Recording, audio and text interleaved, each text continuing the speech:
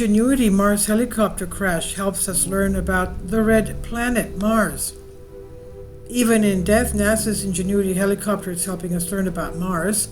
The small aircraft met the demise of its main mission January 18, 2024, after nearly 3 epic years of flitting around in the thin Martian atmosphere like the piece of engineering marvel that it was.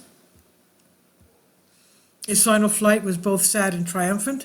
The helicopter was only planned to fly 5 times across a total of 31 days, yet managed to a jaw-dropping 72 flights over the surface of the red planet. The data collected during these flights told us a lot about Mars and how to navigate the challenges it presents for human exploration. And now engineers at NASA's Jet Propulsion Laboratory and defense contractor Aerovironment are finishing up their investigation. This too is exciting. It's the first aircraft accident report ever conducted for another planet, the distance to which presented some unique challenges. When running an accident investigation from 100 million miles away, you don't have any black boxes or eyewitnesses, says cybernetics engineer and roboticist Havard Grip of JPL. When multiple scenarios are available with the available data, we have one we believe is most likely. Lack of surface texture gave the navigation system too little information to work with. Ingenuity's 72nd and final flight started normally. The little helicopter was supposed to just lift up, hover for a bit, take some photos, and land again, a routine outing to do a little reconnaissance and test the helicopter systems. The first part went fine. Ingenuity powered up, its rotors lifted off, hovered at 12 meters, that's 40 feet, for about 20 seconds. Then it took some photos. Its descent is where things went haywire, but it's not entirely clear how. About 1 meter from the ground, that's 3 feet, Ingenuity lost contact with the Perseverance rover, which acts as a communications relay to Earth. The images that came back in after communications were re-established showed Ingenuity on the ground with its rotors damaged beyond repair. After examining all the available evidence, engineers here on Earth believe that they have determined the root cause of the crash. In order to navigate effectively, the helicopter was equipped with a downward-facing camera that makes images of the Martian surface at a rate of 30 frames per second. The navigation system looks at the timestamp of each image to know when it was taken and uses this information to compare what the camera sees based on what it should have been seeing at the time. If this does not stack up, the helicopter makes adjustments to its position, velocity, and attitude.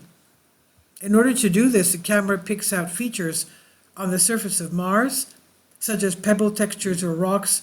There are a lot of rocks on Mars, but when the helicopter took off for its 72nd flight, it was in a sandy region of the Jezero crater, relatively devoid of surface features.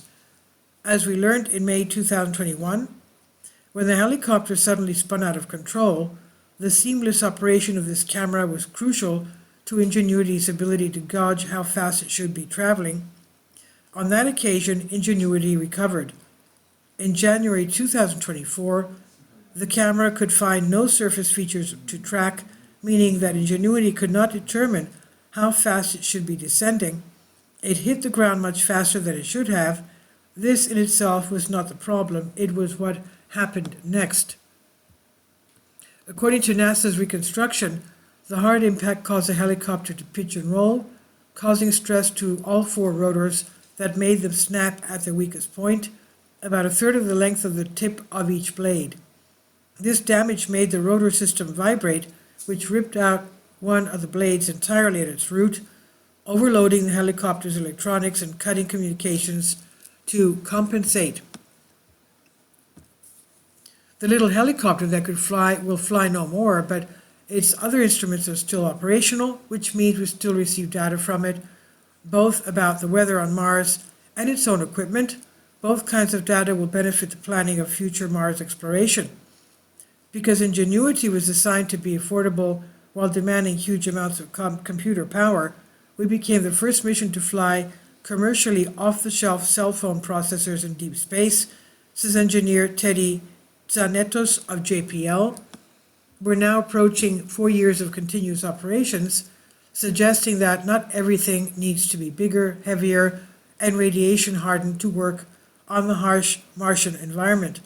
The technical report on the crash should be released in the coming weeks. And this is on Science Alert by Michelle Starr. Please leave your comments and thank you for your support. Finally, support my Patreon account. The daily posts are 5 videos daily, and they are totally different from what I have on my YouTube channel.